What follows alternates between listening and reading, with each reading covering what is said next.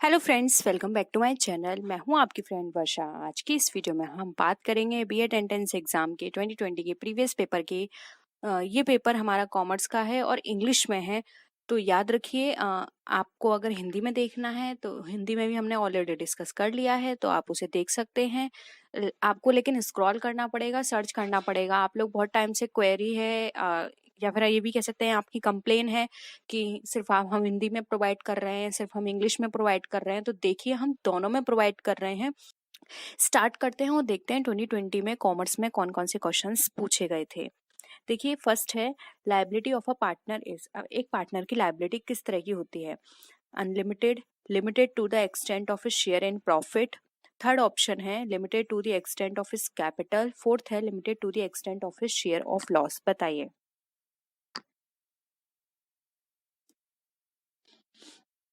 आपने पार्टनरशिप पढ़ी होगी, मैंने बहुत बार डिस्कस किया पार्टनरशिप, ये क्वेश्चन भी बहुत बार डिस्कस किया है। देखिए, पार्टनर की जो लायबिलिटी होती है पार्टनरशिप के अंदर, वो अनलिमिटेड होती है। अगर फर्म के अंदर इनफ फंड नहीं होता सारे डेट्स को पूरा करने के लिए, तो वहां पे पार्टनर्स की पर्सनल असेट्स भी यूज की जा सकती है। इसलिए यहाँ पे पार्टनर की लायबिलिटी अनलिमिटेड कही गई है। ठीक है। नेक्स्ट है the board of directors of a joint stock company selected by the. अब ये भी टॉपिक मैंने आपको थ्योरी में और क्वेश्चंस में दोनों में डिस्कस किया हुआ है। तो बताइए, जॉइंट स्टॉक कंपनी का जो डायरेक्टर होता है वो किसके द्वारा सेलेक्ट किया जाता है? एम्प्लॉयज, जनरल पब्लिक, गवर्नमेंट या फिर शेयर होल्डर्स? जल्दी आंसर करिए।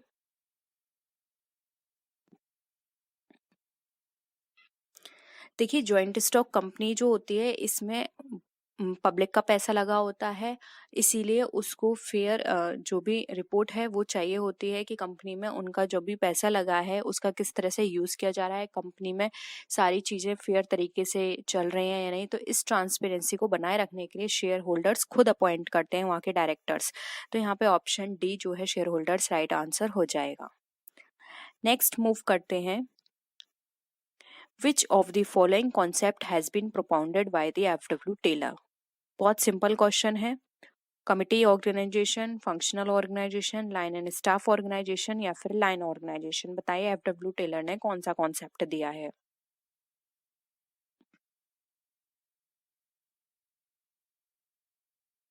देखिए, यहाँ पर जो ऑप्शन है बी राइट आंसर हो जाएगा, फंक्शनल ऑर्गेनाइजेशन। F.W. टेलर ने फंक्शनल ऑर्गेनाइजेशन का कॉन्सेप्ट दिया था। नेक्स्ट है XDR, जिसको स्पेशल ड्राइंग राइट्स भी बोलते हैं।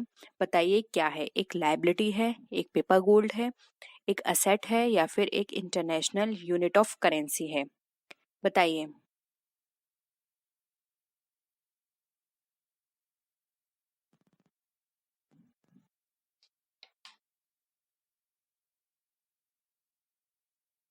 देखिए, एसडीआर की बात करें तो एसडीआर एक स्पेशल ड्राइंग राइट्स, जैसा कि मैंने बताया इसका नाम है, ये एक फॉरेन रिजर्व मनी है, सप्लीमेंट्री है फॉरेन रिजर्व मनी की। और इसका जो डायरेक्शन ऑफ मैनेजमेंट है वो आईएमएफ के द्वारा किया जाता है, जिसको इंटरनेशनल मॉनेटरी फंड भी बोला जाता है। और एसडीआर जो होती है वो यहाँ पे गोल्डन पेपर की तरह काम करती है, गोल्डन मनी भी इसको बोलते हैं। और आप सबको पता हो कि गोल्डन मनी को हम पेपर मनी के नाम से या पेपर गोल्ड के नाम से भी जानते हैं। तो यहाँ पे ऑप्शन बी पेपर गोल्ड हमारा राइट आंसर हो जाएगा। ओके। नेक्स्ट है what is the method used to determine wage differentials? Merit rating, job design, job evaluation या फिर जॉब एनालिसिस? बताइए। वेज डिफरेंशियल के लिए कौन सा मेथड यूज किया जाता है?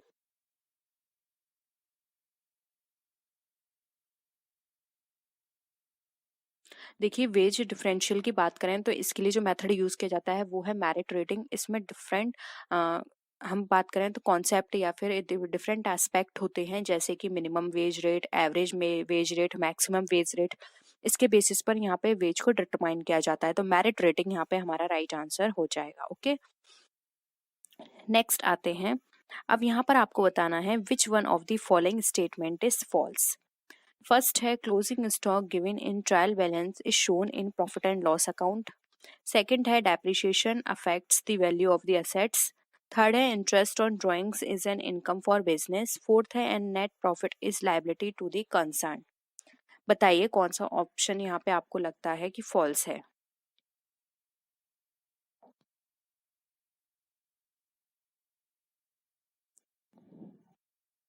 जल्दी आंसर करिए। देखिए ये आप सबको पता है कि डेप्रिसिएशन असेट्स की वैल्यू को अफेक्ट करती है, ये तो सही है। थर्ड ऑप्शन है interest on drawings is an income of for business. अब ड्राइंग पे कोई भी इंटरेस्ट आ रही है तो बिजनेस के लिए वो इनकम है, ये भी सही है। फिर net profit is a liability to the concern. अब ये नेट प्रॉफिट जो है वो कंसर्न के लिए लायबिलिटी है, यानी कि जो भी वहाँ पे काम कर रहा है उसको डिस्ट्रीब्यूट किया जाएगा प्रॉफिट, तो कंसर्न के लिए क्या हो गई, लायबिलिटी हो गई। रॉन्ग जो है वो है ऑप्शन ए कि क्लोजिंग स्टॉक जो है अगर वो ट्रायल बैलेंस में दिखाया जाता है तो उसको पी&एल अकाउंट में ट्रांसफर ना करके डायरेक्ट उसको बैलेंस शीट में शो किया जाता है। ठीक है, तो यहाँ पे ऑप्शन ए हमारा यहाँ पे राइट आंसर हो जाएगा। होप ये आपको क्वेश्चन क्लियर है।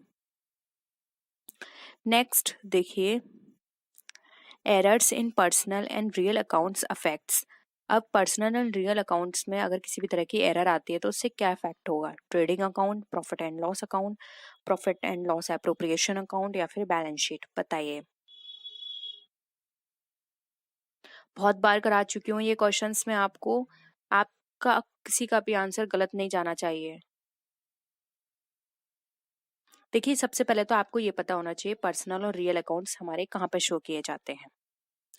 आप सबको पता होगा कि ये अकाउंट्स जो हैं वो हमारे किस में आते हैं, जल्दी बताइए। बैलेंस शीट में। देखिए अब बैलेंस शीट में अगर ये सब आ रहे हैं और इस अकाउंट्स में कोई भी एरर है तो बैलेंस शीट पे इफेक्ट पड़ेगा। ठीक है, इनएक्यूरेसी शो करेगी बैलेंस शीट में ये, तो यहाँ पे ऑप्शन डी बैलेंस शीट हमारा राइट आंसर हो जाएगा।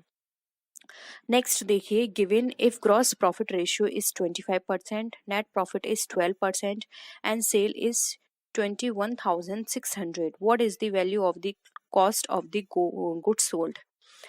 19,008, 17,200, 8,892 और 16,200, बताइए।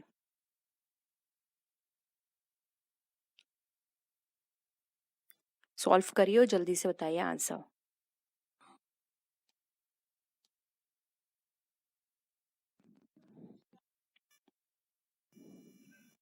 देखिए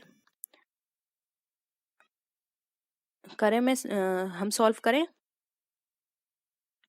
ओके, देखिए ग्रॉस प्रॉफिट रेशियो यहाँ पे कितना दिखा रहा है हमारा 25%। ठीक है, और कॉस्ट ऑफ गुड्स सोल्ड निकालना है, तो कॉस्ट ऑफ गुड्स सोल्ड हमारा यानी cost of goods sold CGS हमारा कितना होगा, 100 में से माइनस कर दो हमारा ग्रॉस प्रॉफिट रेशो यानी कि 25%, तो निकल कर कितना आएगा 75%।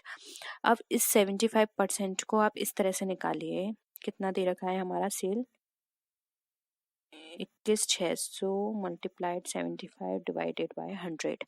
अब आप यहाँ पर इससे सॉल्व करेंगे तो 75 में 216 को माइनस करेंगे, वो मल्टीप्लाई करेंगे तो आपका निकल कर आ जाएगा 16,200। ओके, तो ऑप्शन डी यहाँ पे आपका राइट आंसर हो जाएगा। आपका कॉस्ट ऑफ गुड्स सोल्ड है 16,600, वो सॉरी 16,200।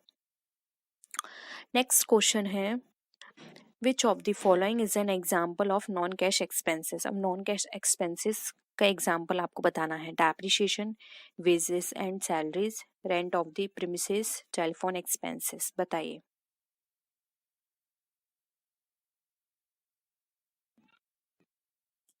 देखिए नॉन कैश एक्सपेंसेस की बात की जा रही है, वेजेस में तो कैश यूज होगा, रेंट में भी कैश यूज होगा, टेलीफोन एक्सपेंसेस में भी कैश यूज होगा, डेप्रिसिएशन में यहाँ ये एक प्रोविजन है, इसमें किसी भी तरह का, इसमें सिर्फ एंट्री कीज आते हैं, किसी भी तरह के कैश की जरूरत नहीं होती है, यानी कि कैश का ट्रांजेक्शन नहीं हो रहा है, तो नॉन कैश एक्सपेंसेस है हमारा डेप्रिसिएशन, तो ऑप्शन ए यहाँ पे हमारा राइट है। यहाँ तक सबको क्लियर है ना? और अगर आपको वीडियो पसंद आ रही है, मेरा समझाना सही लग रहा है, आपको कॉन्सेप्ट क्लियर हो रहे हैं, तो प्लीज वीडियो को लाइक कीजिए, अपने फ्रेंड्स के साथ भी शेयर कीजिए। नेक्स्ट है inventory turnover measures the relationship of inventory with. अब जो इन्वेंट्री टर्नओवर है वो मेजर करती है इन्वेंट्री के रिलेशनशिप को किसके साथ, एवरेज सेल के साथ, cost of goods sold, total purchase या फिर टोटल असेट्स, बताइए।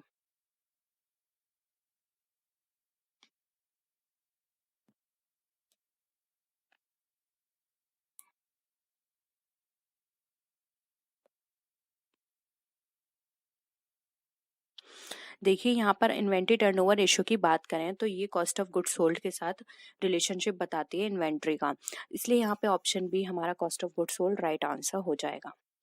नेक्स्ट है DuPont analysis relates to. ये ड्यू पॉइंट भी मैं आपको करा चुकी हूँ। ये सारे क्वेश्चंस अगर आपने मेरी सारी वीडियोस को वन बाय वन देखा है, कॉन्सेप्ट समझे हैं सभी के, तो आप इजीली इन सारे क्वेश्चंस को कर सकते हैं। मैंने बहुत डीपली अपनी तरफ से कोशिश करी है आपको हर चीज़ समझाने की, ठीक है। तो प्लीज़ आपका एग्ज़ाम में अभी बहुत टाइम है, एक बार फिर से सारी वीडियोस को, सारे कॉन्सेप्ट को समझ लीजिए। बार बार कह रही हूँ, मेरा इतना बेनिफिट नहीं होगा जितना आपका बेनिफिट होगा, ठीक है। आप नहीं देखोगे, आपका लॉस होगा, मेरा कोई लॉस नहीं होगा। बस मैं बार बार कह रही हूँ, ऐसा ना हो 1-2 मार्क्स से आपकी सीट रह जाए और आपको सीट चाहिए तो आपको थोड़ा सा एफर्ट करना पड़ेगा। सिर्फ 2 महीने की मेहनत है और आपका सिलेक्शन ईजिली हो जाएगा। प्लीज़ थोड़ी सी मेहनत अभी कर लीजिए। देखिए ड्यू पॉइंट एनालिसिस को पहले थोड़ा सा समझ लेते हैं। देखिए ड्यू पॉइंट कंपनी थी एक यूएसए में, और ये जो भी हमारे प्रॉफिट, नेट प्रॉफिट को अफेक्ट करने वाले फैक्टर्स थे, ये उनको शो करती थी एक चार्ट पर, जिसको ड्यू पॉइंट चार्ट भी कहा जाता था। उससे ये कॉन्सेप्ट निकला है। तो अभी मैंने आपको क्या बताया कि किसको एनालाइज करती थी, प्रॉफिट को एनालाइज करती थी। तो यहाँ पे option B analysis of profit हमारा राइट आंसर हो जाएगा, ठीक है। नेक्स्ट है which one of the following statement is not true? Financial statements are important source of information to shareholders and stakeholders. Return on equity and earnings per share are one and the same thing. In calculating asset debts ratio, inventory is not included in current assets. Debt equity ratio is measure of long term solvency of a firm. बताइए क्या होगा इसका, कौन सा इसमें true नहीं लगता आपको कॉन्सेप्ट?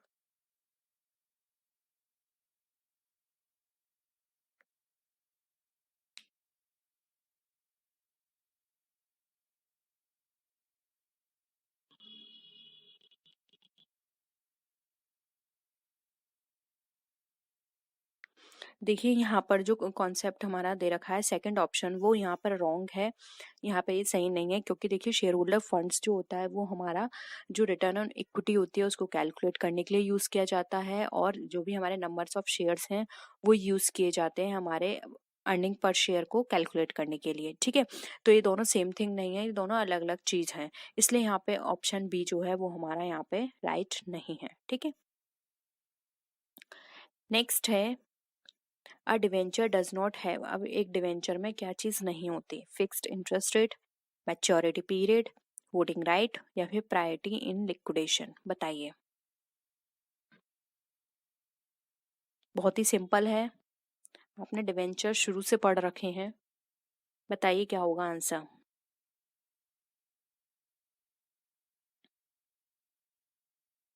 देखिए एक डिवेंचर में फिक्स्ड इंटरेस्ट रेट होती है, यस।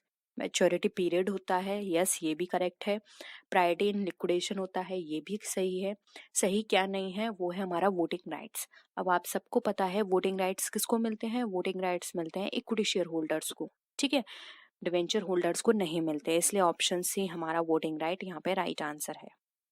नेक्स्ट है डिवेंचर्स आर ट्रेडेड इन। अब डिवेंचर्स कहाँ ट्रेडेड किए जाते हैं? स्टॉक एक्सचेंज में, मनी मार्केट में, कमोडिटी एक्सचेंज में या फिर ऑल ऑफ दिस। बताइए।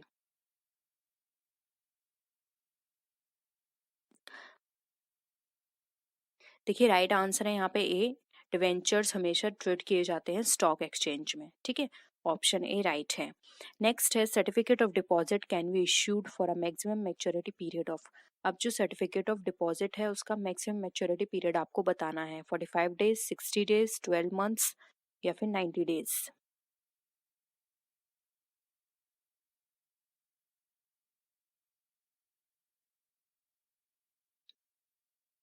देखिए सर्टिफिकेट ऑफ डिपॉजिट की बात करें तो इसका जो मैच्योरिटी पीरियड है वो है हमारा 12 मंथ्स। ऑप्शन सी यहाँ पे राइट है, क्योंकि इसकी जो टाइम पीरियड होता है वो 1 साल का होता है, तो मैक्सिमम हो गया 12 मंथ, ओके। नेक्स्ट है, अब देखिए वहाँ पे मैक्सिमम पूछा था, अब यहाँ पे मिनिमम मैच्योरिटी पीरियड पूछा है सर्टिफिकेट ऑफ डिपॉजिट का। 6 डेज, 7 डेज, 8 डेज या फिर 15 डेज। बताइए।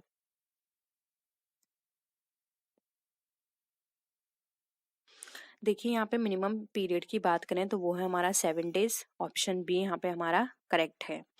नेक्स्ट है short term funds are dealt in. अब शॉर्ट टर्म फंड्स जो हैं वो किसके साथ डील करते हैं, capital market, money market, commodity market या फिर none of these. Short term की बात की जा रही है, याद रखिएगा।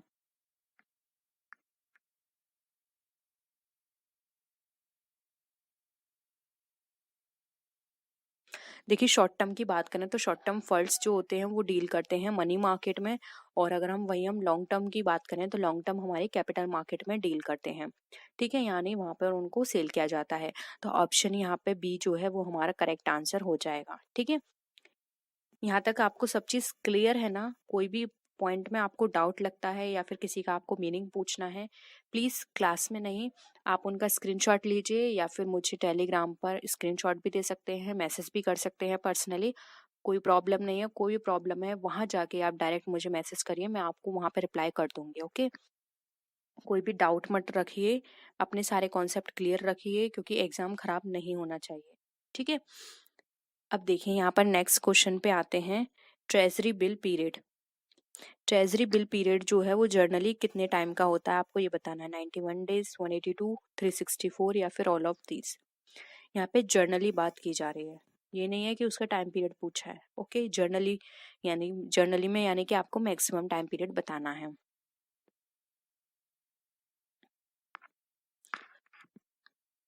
क्या होगा? देखिए एक ट्रेजरी बिल जो है वो शॉर्ट टर्म डेट ऑब्लिगेशन है हमारे, जो कि यूएसए डिपार्टमेंट के द्वारा या गवर्नमेंट के द्वारा ये किए जाते हैं इशू। और इनकी जो मैच्योरिटी होती है वो लेस देन 1 ईयर की होती है। ट्रेजरी बिल जो होते हैं इनकी बहुत सारी डिफरेंट इनकी वो होते हैं days, maturity days. But maximum की बात करें तो वो है 364। वैसे 91 डेज के भी होते हैं, ये 182 डेज के भी होते हैं, लेकिन यहाँ पर हम जनरली बात करें तो 364 डेज होते हैं। ओके, नेक्स्ट है which one is not a money market instrument. अब इसमें से मनी मार्केट इंस्ट्रूमेंट कौन सा नहीं है? अभी हमने ऊपर मनी मार्केट के बारे में डिस्कस किया था, मनी मार्केट कौन से होते हैं शॉर्ट टाइम पीरियड के। तो देखिए ट्रेजरी बिल है, बिल ऑफ एक्सचेंज है, कॉमर्शियल पेपर है, बॉन्ड है। इसमें से कौन सा आपको लगता है कि ये मनी मार्केट इंस्ट्रूमेंट नहीं है, बताइए।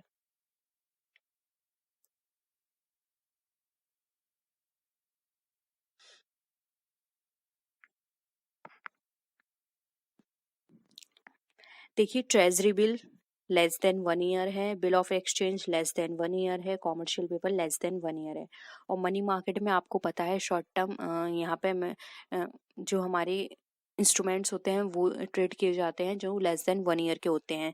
यहाँ पे नहीं पूछा है तो वो जाएगा बॉन्ड, ऑप्शन डी यहाँ पे राइट आंसर है, क्योंकि ये मोर देन 1 ईयर होते हैं। और मनी मार्केट में हमेशा शॉर्ट टर्म की बात की जाती है, कैपिटल में लॉन्ग टर्म की बात की जाती है। ओके,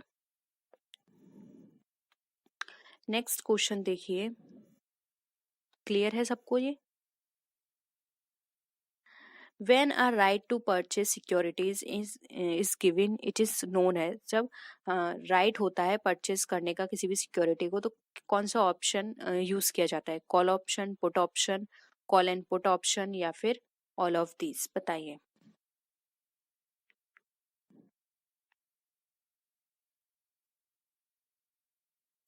देखिए यहाँ पर बात करें परचेज सिक्योरिटी की, तो परचेज सिक्योरिटी के लिए अगर राइट होता है तो वहां पर कॉल ऑप्शन यूज किया जाता है, और अगर सेल सिक्योरिटीज की बात की जाती है तो वहां पर पुट ऑप्शन यूज किया जाता है।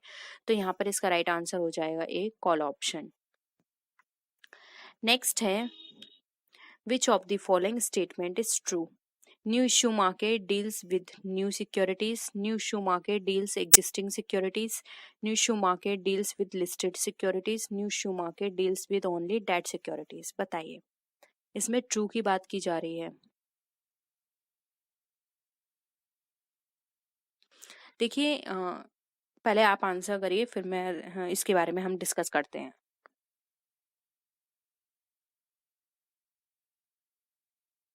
देखिए यहाँ बात की जा रही है न्यू इश्यू मार्केट की।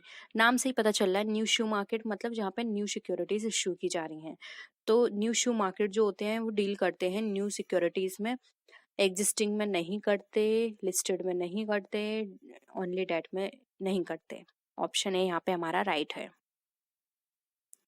अब नेक्स्ट क्वेश्चन देखिए, the balance of trade refers to income receipts minus income payments on investment, the balance of unilateral transfers, merchandise exports plus service exports minus the sum of merchandise and service imports.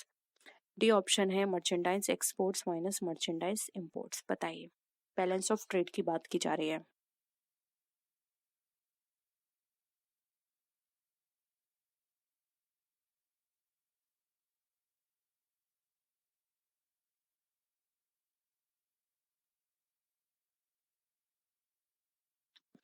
देखिए, balance of trade की बात करें तो balance of trade वो होता है जब हमारा इंपोर्ट और एक्सपोर्ट दोनों बराबर की बात करें, यानी कि जो हम मर्चेंडाइज एक्सपोर्ट में से माइनस करेंगे मर्चेंडाइज इंपोर्ट्स को, वो हमारा कहलाएगा बैलेंस ऑफ ट्रेड। इसलिए यहाँ पे ऑप्शन डी हमारा राइट आंसर हो जाएगा। नेक्स्ट है, which statement about GDP is correct? GNP minus X minus M equal to GDP, nominal GDP is the value of GDP at the constant prices, GDP equal to wage plus profit plus interest, या फिर both A and B. बताइए, GDP के लिए इसमें से कौन सा statement correct है?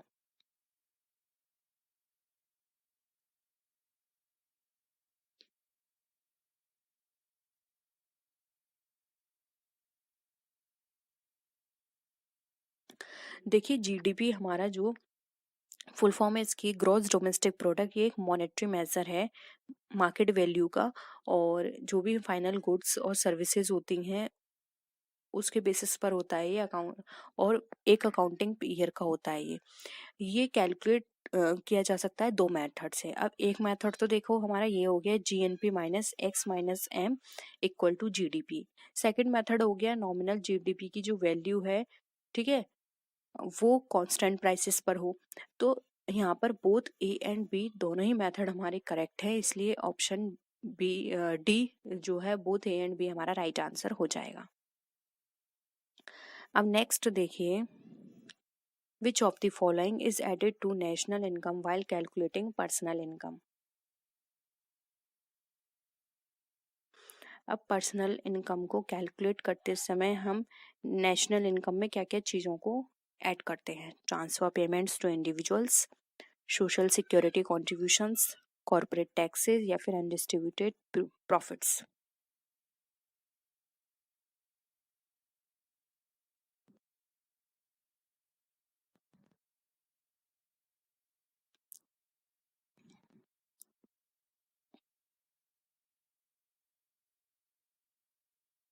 देखिए, इंडिविजुअल इनकम और पर कैपिटा इनकम जो होती है वो हमारी टोटल उन सभी इनकम का टोटल होती है जो कि एक इंडिविजुअल या डोमेस्टिक रीजन में वो रिसीव किया जा रहा है। पर कैपिटा इनकम का मतलब यहाँ पर हो गया जो भी हमारा एनएनपी है उसमें हम अनडिस्ट्रीब्यूटेड प्रॉफिट को माइनस करें, सोशल वेलफेयर डोनेशन को माइनस करें, और साथ में जो भी हमारे ट्रांसफरेबल प्रॉफिट्स हैं लोगों के उसको ऐड करते हैं, और पब्लिक लोन से उसकी इंटरेस्ट को भी ऐड करते हैं। तो यहाँ पर ऐड की बात की जा रही है, माइनस की बात नहीं की जा रही है, इसलिए यहाँ पे transfer of payments to individual हमारा राइट आंसर हो जाएगा। ये सारी चीज़ें जो है वो हमारी माइनस की हैं। अगर यहाँ पे ये आता कि कौन सी इनकम्स यहाँ पे माइनस की जाएंगी तो आ जाता social security contributions, corporate taxes और अनडिस्ट्रीब्यूटेड प्रॉफिट। लेकिन यहाँ ऐड की बात की जा रही है तो ऐड हमारा सिर्फ ये होगा जो कि हमारा ट्रांसफर पेमेंट्स टू इंडिविजुअल्स। ठीक है, तो यहाँ पे ऑप्शन ए राइट है। नेक्स्ट है, if marginal utility is zero. बताइए, टोटल यूटिलिटी हमारी मैक्सिमाइज होगी, an additional unit of consumption will decrease total utility, an additional unit of consumption will increase total utility, या फिर बोथ ए एंड बी।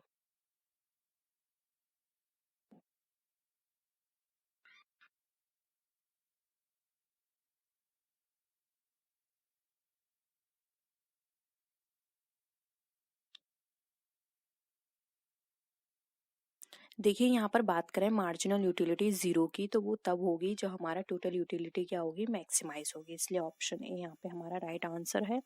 जो हम consumer equilibrium की बात करते हैं तो वहाँ पे दो कॉन्सेप्ट आते हैं, एक आता है टोटल यूटिलिटी, दूसरा आता है हमारा मार्जिनल यूटिलिटी।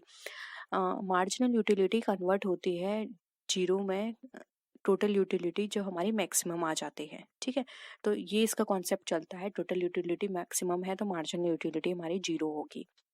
और यूटिलिटी की अगर मीनिंग की बात करें तो आप ये भी समझ लीजिए, यूटिलिटी एक ऐसी एबिलिटी होती है जिसमें आपको मैक्सिमम सेटिस्फेक्शन मिलता है। ठीक है, तो यहाँ पर यानी कि जो ह्यूमन नीड्स हैं वो सेटिस्फाई हो जाती हैं, वो हमारी यूटिलिटी कहलाती है। तो यहाँ पे ऑप्शन ए राइट है। Pure monopoly, what is the relation between the price and the marginal revenue? बताइए प्योर मोनोपोली में किस तरह का रिलेशन होता है प्राइस और मार्जिनल रेवेन्यू के बीच में? ऑप्शंस हैं price is greater than the marginal revenue, B option है price is less than the marginal revenue, C option है देयर इज नो रिलेशन, या डी ऑप्शन है दे आर इक्वल। बताइए।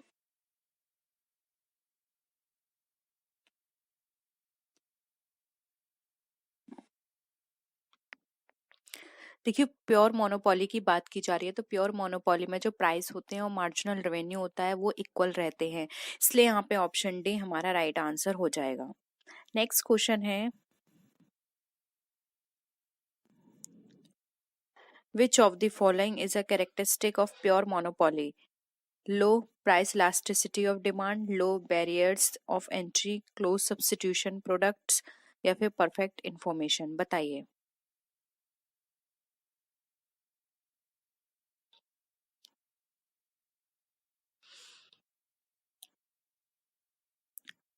देखिए यहाँ पर इसका राइट आंसर हो जाएगा option A, low price elasticity of demand. अब low price elasticity of demand क्यों होती है? क्योंकि इसके अंदर एक सेलर होता है और बहुत सारे बायर होते हैं, इसी कारण यहाँ पे जो सब्स्टिट्यूट होता है गुड्स का वो अवेलेबल नहीं हो पाता है मार्केट में, इसी वजह से हमारा प्राइस जो होता है यहाँ पे इलास्टिसिटी क्या होती है, लो होती है। ठीक है, नेक्स्ट है,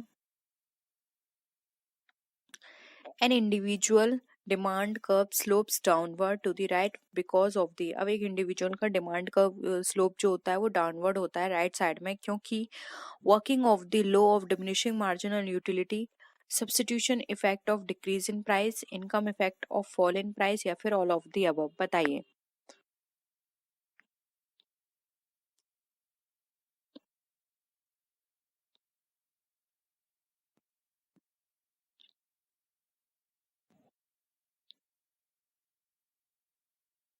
देखिए एक इंडिविजुअल का डिमांड कर्व जो होता है उसका स्लोप डाउनवर्ड होता है राइट साइड में, क्योंकि वहाँ पे law of diminishing marginal utility काम करता है, इस वजह से यहाँ पर हमारा जो राइट आंसर हो जाएगा वो होगा option number A. Next question है, if the price of goods increases then, यानी कि जब गुड्स के प्राइस इंक्रीज होते हैं तब क्या होगा? Demand for complementary goods will increase, demand for substitute goods will increase, demand for goods will decrease, both B and C? बताइए।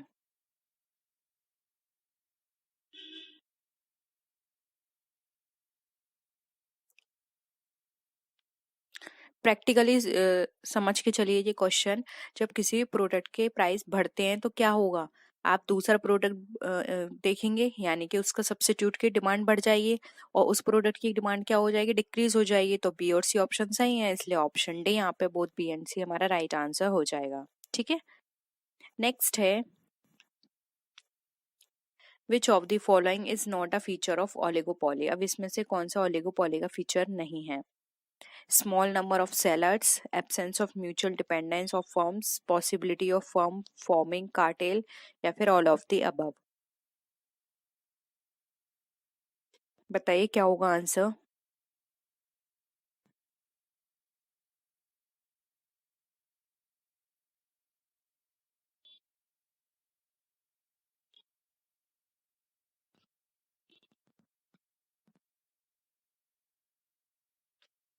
देखिए यहाँ पर इसका जो राइट आंसर होगा वो होगा option number C, possibility of firm forming cartel.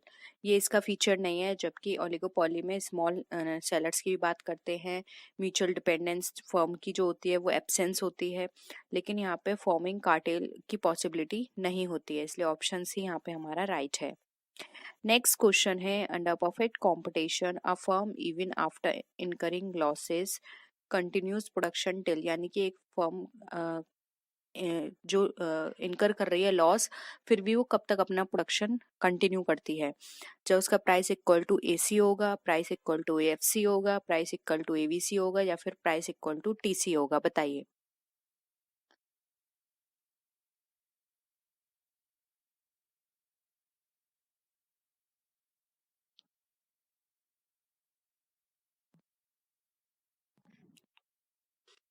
देखिए राइट आंसर हो जाएगा यहाँ पे ऑप्शन डी।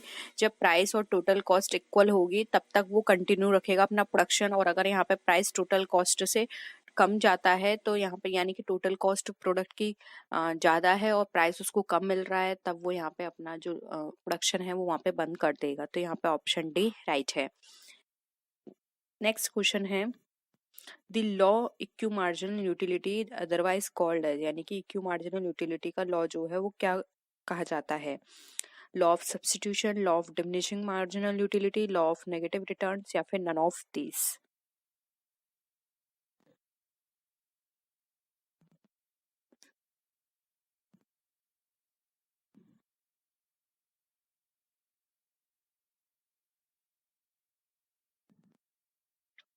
देखिए यहाँ पर जो राइट आंसर होगा वो होगा option A, law of substitution. Law equi marginal utility समझ लीजिए। देखिए law of equi marginal utility वो होती है जिसमें एक कस्टमर अपने लिमिटेड रिसोर्सेज को इस तरह से यूज करता है कि उसको मैक्सिमम यूटिलिटी मिले उस प्रोडक्ट को या फिर उस कमोडिटी को कंज्यूम करने से। अब यहाँ पर वो अपनी लास्ट यूनिट को तब तक खर्च करेगा जब तक उसे वहां पे यूटिलिटी क्या है उसको वहां पे मैक्सिमम मिलेगी या फिर उसके बराबर मिलेगी। कम मिलेगी तब वो उसको कंज्यूम नहीं करेगा। अगर उसी के बराबर उसको सेटिस्फेक्शन मिलता है या यूटिलिटी मिलती है तब तक वो उसको अपने जो लास्ट यूनिट है उसको भी यूज करेगा। ठीक है, तो इसको हम बोलते हैं law of equi marginal utility, और इसको बोलते हैं लॉ ऑफ गॉसेन या फिर इसको बोलते हैं लॉ ऑफ सब्स्टिट्यूशन। तो ये सब नाम याद रख लीजिए, हो सकता है इस बार एग्जाम में इन लॉ ऑफ गॉसेन के नाम से पूछ लिया जाए या फिर इक्यू मार्जिनल यूटिलिटी के नाम से पूछ लिया जाए। घुमा फिरा के क्वेश्चंस हर बार रिपीट होते हैं। नेक्स्ट है according to the law of diminishing marginal utility, बताइए total utility is at maximum with the first unit. B है option increasing unit of consumption increase the marginal utility. Third option है total utility will rise at a following rate as more units are consumed. Third है marginal product will fall as more units are consumed. बताइए।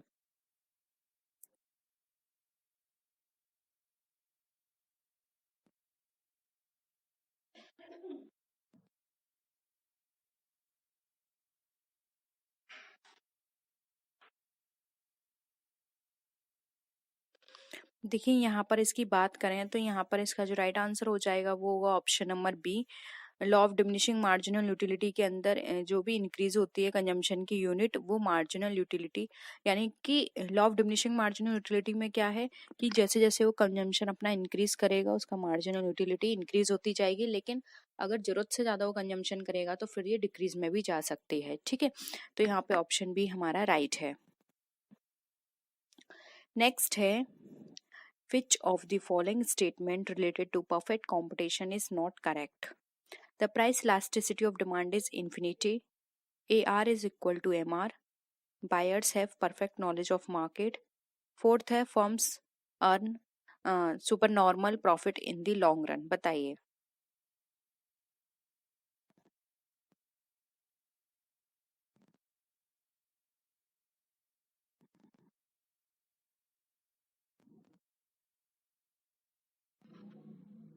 इसमें not correct की बात की जा रही है, इसलिए देखिए यहाँ पर ऑप्शन जो डी है वो राइट आंसर होगा। इसमें सुपर नॉर्मल प्रॉफिट की बात नहीं करते हैं। फर्म में इलास्टिसिटी की डिमांड जो होती है वो तो इन्फिनिटी होती है, एआर भी इक्वल होता है एमआर के, और बायर्स को परफेक्ट नॉलेज भी होती है। लेकिन यहाँ पर जो नंबर ऑफ सेलर्स हैं वो कम होते हैं, कोई भी नंबर ऑफ सेलर्स नहीं होते हैं। इस वजह से यहाँ पर जो लॉन्ग प्रॉफिट की बात कर रहे हैं हम लॉन्ग रन में, वो यहाँ पर नहीं होता है। इसलिए यहाँ पे ऑप्शन डी जो है वो हमारा राइट आंसर होगा। नेक्स्ट है विच of the following is a retail banking product. अब इसमें से कौन सा रिटेल बैंकिंग प्रोडक्ट है? Domestic loans, domestic capital finance, corporate term loans या फिर इंफ्रास्ट्रक्चर फाइनेंसिंग।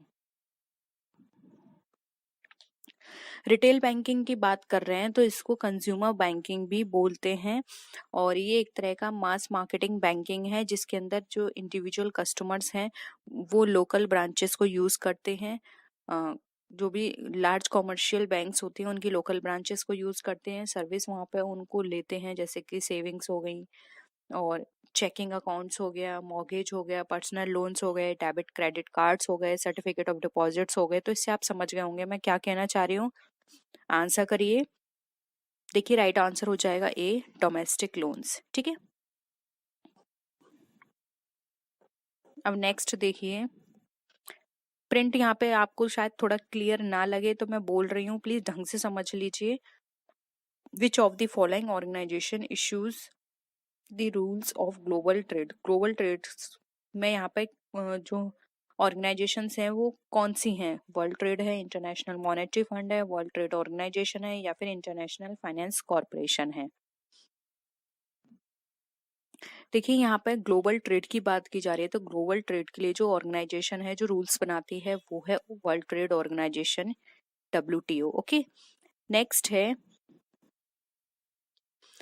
मैं आपको कोशिश करूंगी जो इसका प्रिंट है टेलीग्राम पर दूं तो वो क्लियर हो।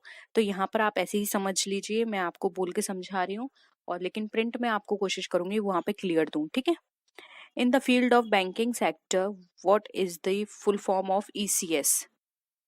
ऑप्शंस 1 है E commerce service, option B है एंटिटी कंपोनेंट सिस्टम, सी है एम्बेडेड कॉग्निटिव साइंस, डी है इलेक्ट्रॉनिक क्लियरिंग सर्विस। बताइए ECS बैंकिंग सेक्टर में क्या कहा जाता है?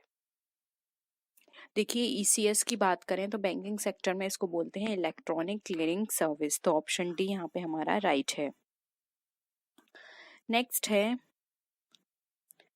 when criminals use innocent person detail to open or use an account to carry out financial transactions, it is known as money laundering, fishing, identity theft, या फिर real time gross settlement.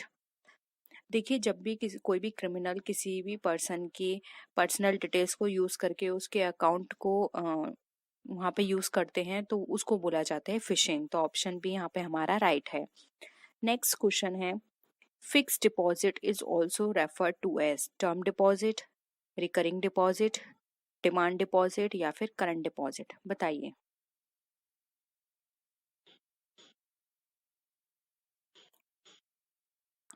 देखिए fixed deposit को यहाँ पर अगर हम बात करें तो इसको टर्म डिपॉजिट भी बोलते हैं। तो ऑप्शन ए यहाँ पे हमारा राइट है। नेक्स्ट पे आते हैं, who regulates the business of mutual funds in India? Reserve bank of India, ministry of finance, SEBI, या फिर स्टॉक एक्सचेंज। बताइए म्यूचुअल फंड को कौन रेगुलेट करता है? देखिए राइट है यहाँ पे सेबी, ऑप्शन सी। नेक्स्ट है, the international bank for reconstruction and development यानी कि world bank was established in the year 1994, 1944, 1945, 1951, या फिर 1961। तो यहाँ पे इस्टेब्लिशमेंट की बात की जा रही है, वर्किंग की नहीं की जा रही, इसलिए ऑप्शन ए राइट होगा। वर्किंग स्टार्ट करी थी 45 में, लेकिन इस्टेब्लिश हुआ था 44 में। ठीक है, 1944 में। नेक्स्ट क्वेश्चन है, which of the following is not a function of a commercial bank? Ensuring security for loans, issuing and processing credit cards, dealing in foreign exchange, या फिर controlling monetary policy। बताइए।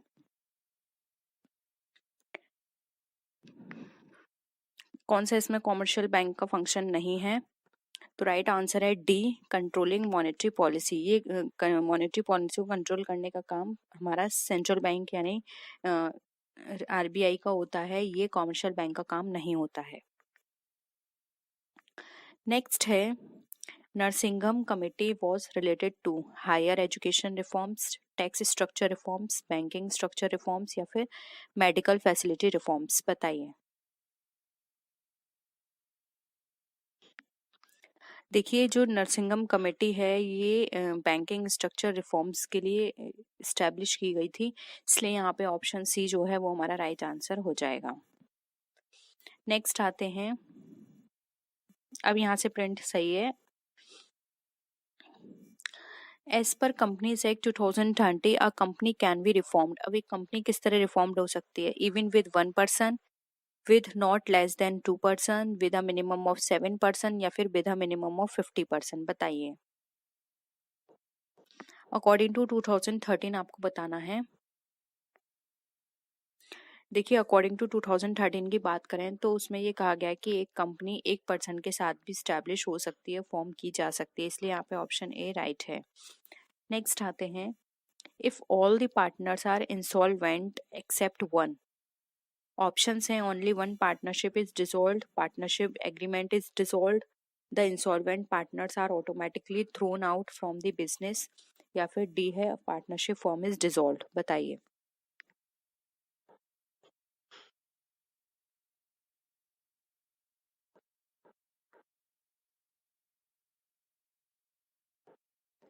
देखिए, अगर एक पार्टनर को छोड़ के सभी पार्टनर इंसॉल्वेंट हो जाते हैं तो वहां पर जो पार्टनरशिप फर्म है वो डिसॉल्व हो जाएगी, इसलिए ऑप्शन डी यहाँ पे हमारा राइट है। अब देखिए, यहाँ पर एक न्यूमेरिकल क्वेश्चन है, ये आपको सॉल्व करना है। देखिए, एक्स वाई जेड पार्टनर्स हैं और ये 1/5, 1/3, 7/15 में प्रॉफिट एंड लॉस को शेयर करते हैं। जेड रिटायर हो रहा है और एक्स और वाई का वो शेयर लेंगे। थ्री यहाँ पर जेड का शेयर लेंगे एक्स एंड वाई 3:2 में, और न्यू रेशो आपको बताना है, तो जल्दी से सॉल्व करिए और बताइए क्या होगा आंसर।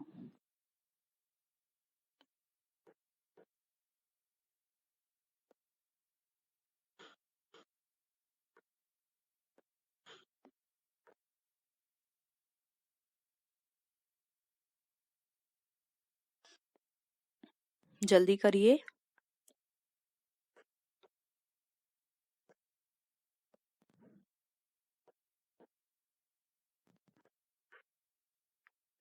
सॉल्व करें। देखिए, पहले ओल्ड रेशो देख लेते हैं। ओल्ड रेशो इनका कितना है?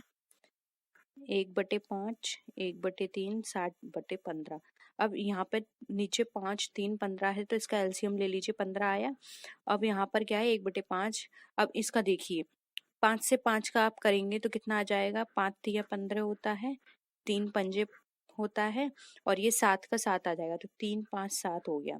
अब यहाँ पे 3, 5, 7 इनका रेशो है ओल्ड, तो आप नोट कर लीजिए अपनी बुक में।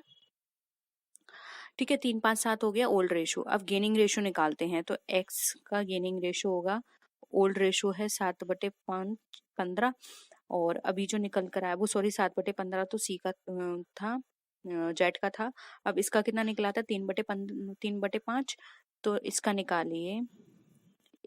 3/5 कैसे हुआ यहाँ पर? ये रहा। ठीक है, तो ये 7 को 3 से मल्टीप्लाई करेंगे तो 21 आएगा। 5 का एलसीएम लेंगे 15 के साथ, तो ये 15 आ जाएगा। तो ये 21 बटे, वो सॉरी, मल्टीप्लाई करेंगे तो 75 आ जाएगा। तो 21/75।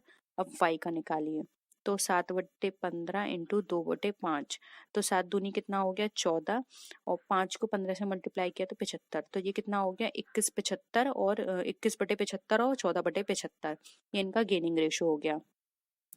अब यहाँ पर आप न्यू रेशो निकालिए, तो x का पहले उनकी न्यू रेशो कैसे निकालते हैं? Old ratio plus gaining ratio.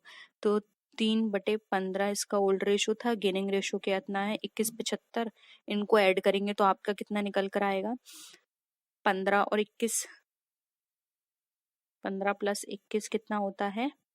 75। अब इसका 15 और 21 को प्लस करेंगे तो ये कितना आ गया? 36/75। ये इसका गेनिंग रेशो, न्यू रेशो निकल कर आ गया। अब वाई का निकाल लीजिए, वाई का कितना था? 2/15। ठीक है, सॉरी, यहाँ पर निकला था इसका 5/15। 5/15 प्लस इसमें क्या करिए? 14/15। अब 14/75 होगा, सॉरी, 14/75। अब यहाँ पर इसको आप डिवाइड करेंगे तो ये कितना हो जाएगा? 25, 14 डिवाइडेड बाय 75। अब 25, 14 को प्लस करेंगे तो कितना आ जाएगा? 39/75। ये दोनों कट जाएंगे, 75 से 75 कितना आया हमारा? 36:39। अब 36:39 है, तो इसका कॉमन निकालिए 36, 39 का। तो 36 और 39 का कॉमन क्या हो गया? ये 12 से कट गया और ये यहाँ पे 13 से कट गया, तो 12:13 हो गया। आंसर बी यहाँ पे हमारा राइट आंसर है। ठीक है, अब नेक्स्ट देखिए ये वाला, A B partners sharing profits in the ratio of 3:2. C admitted 1/3 share in the profit. What will be the new profit sharing ratio? ये सिंपल है, प्रॉफिट शेयरिंग न्यू निकालना है आपका। ठीक है, निकालिए, फिर बताइए क्या होगा आंसर।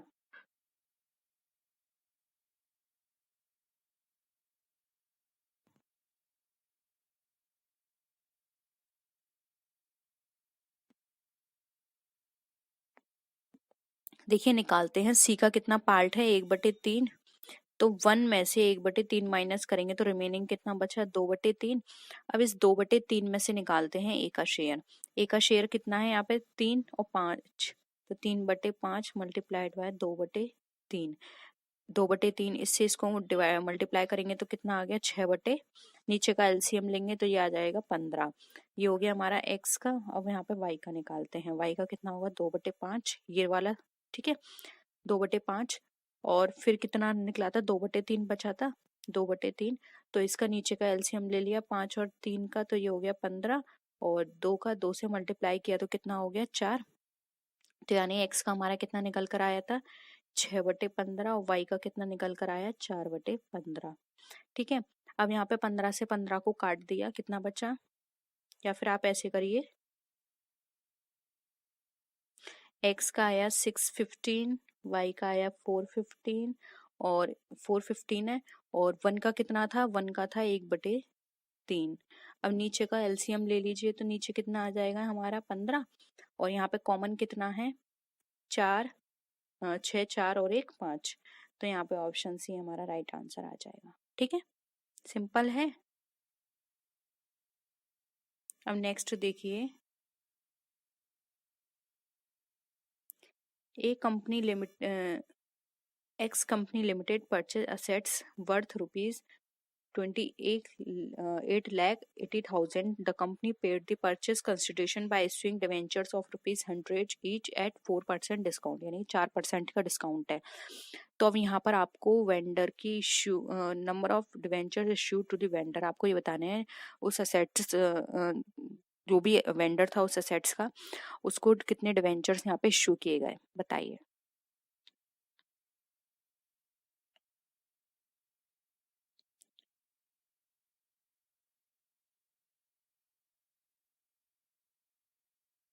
बहुत सिंपल है, जल्दी करिए आंसर। देखिए हम निकालते हैं, ये कितना प्राइस है 28,80,000, और यहाँ पर कितना दे रखा है 100 रुपीज ईच था, लेकिन 4% का डिस्काउंट था। तो 4% का डिस्काउंट था, यानी 4 रुपए का डिस्काउंट है इसमें, तो 4 रुपए इसमें से माइनस करें तो कितना हो गया 96। इस 96 को डिवाइड करेंगे इससे, तो यहाँ पर अगर इसको काटेंगे तो हमारा निकल कर कितना आ जाएगा, बताइए। हमारा निकल कर आ जाएगा 30,000। ऑप्शन ए यहाँ पे हमारा राइट आंसर है। ठीक है, 30,000 के डिवेंचर उसको इश्यू किए गए। नेक्स्ट है, अ machine was purchased for ₹4,000 and it was estimated that it will work for 3 years and at the end of its life its residual value will be 32. Find out the rate of depreciation if depreciation is calculated at diminishing balance method. बताइए।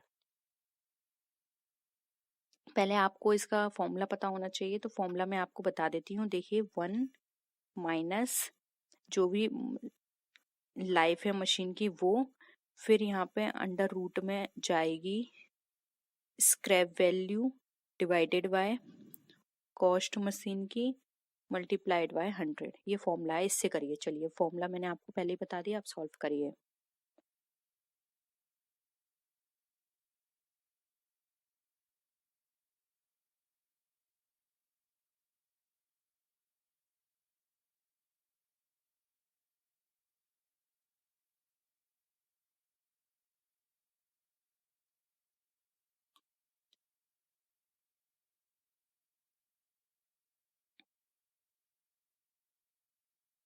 निकला, चलिए हम करते हैं। देखिए यहाँ पर मैं आपको करके दिखा देती हूँ।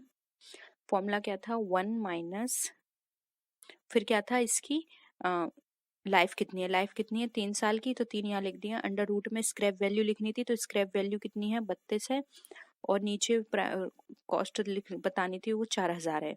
ठीक है, अब और डिवाइडेड बाय 100 था। तो अब इसको सॉल्व करिए, पहले 4,000 से 32 काटिए, तो ऊपर लिख देती हूँ 4,000 से 32 काटे, यहाँ कितना बचा 8, और यहाँ कितना बचा 1,000, ये 100 बचा, और ये यहाँ पर बाहर बचा 1 माइनस 3। ठीक है, अब यहाँ पर इसे सॉल्व करेंगे बाद में, तो हमारी क्या वैल्यू निकल कर आ जाएगी, हमारी वैल्यू निकल कर आएगी 1 माइनस 2/10, 1 माइनस अब बाहर आ जाएगा हमारा 100। ठीक है, अब इसको यहाँ पे सॉल्व करेंगे तो ये यहाँ पर हमारा निकल कर आ जाएगा 8/10 मल्टीप्लाई, वो ये 10 है सॉरी, 8/10 मल्टीप्लाइड बाय 100। अब यहाँ पर इसको सॉल्व करेंगे तो ये हमारा निकल कर आ जाएगा 80%। तो यहाँ पे ऑप्शन बी हमारा राइट आंसर हो जाएगा। 80% यहाँ पर इसकी क्या रहेगी, डेप्रिशिएबल की वैल्यू रहेगी। ठीक है, नेक्स्ट देखिए,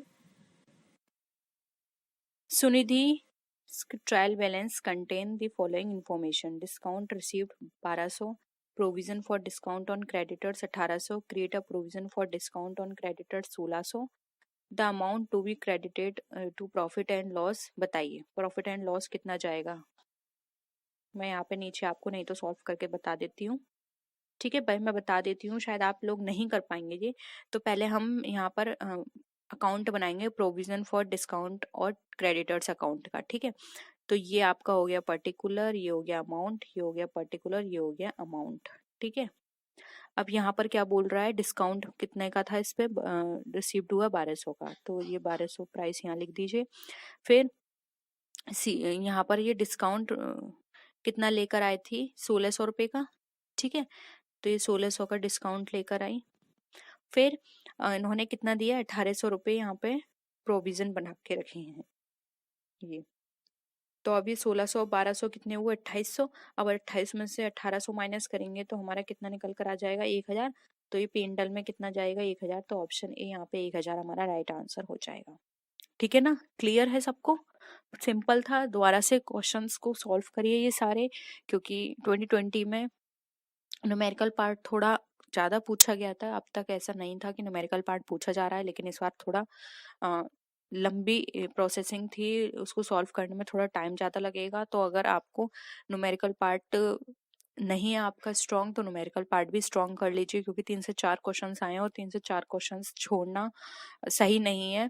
कोशिश करिए जितना हो सकता है उतना करिए, लेकिन नहीं हो पा रहा है तो कोई बात नहीं है, अपने बस थ्योरीज के चक्कर में खराब मत करिएगा।